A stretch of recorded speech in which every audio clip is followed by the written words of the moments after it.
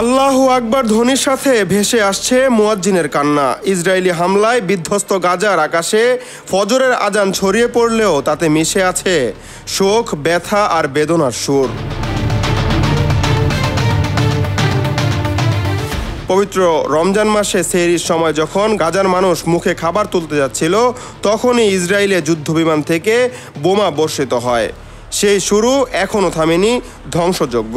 হাজারো মানুষের মৃত্যু হলেও ইসরায়েলের প্রধানমন্ত্রী নেতানিয়াহু বলেছেন, গাজায় তাদের অভিযান কেবল শুরু হয়েছে। নিহতদের বেশিরভাগই নারী ও শিশু। নিষ্পাপ শিশুদের হত্যা করতেও একবার কাঁপছে না দখলদার বাহিনীর হাত।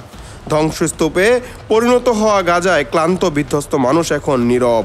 বিশ্ব নেতারা শুধু নিন্দা জানিয়ে দায় সারলেও গাজার জনগণ তাদের সব অভিযোগ জমা রাখছেন কিয়ামতের দিনের বিচারের জন্য।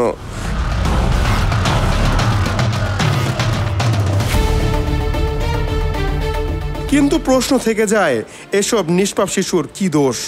কেন তাদের নির্মমভাবে হত্যা করা হচ্ছে? সেই প্রশ্নের জবাব দিতে পারছে না কেউই। যারা ইসরায়েলের হামলায় মারা যাচ্ছেন না, তারা মরছেন ক্ষুধায়।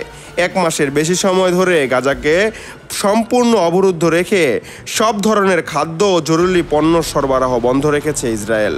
খান ইউনিসের এক ফিলিস্তিনি নারী কাঁদতে কাঁদতে বলেছিলেন, রমজানের দিনেও আমার সন্তানরা না খেতে পেয়ে মারা গেছে।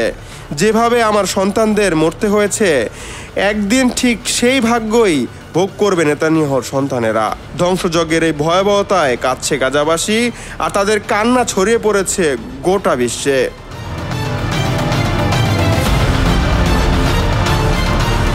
বলেছেন অর্ণব, নিউজ 21 ইন্টারন্যাশনাল ডেস্ক।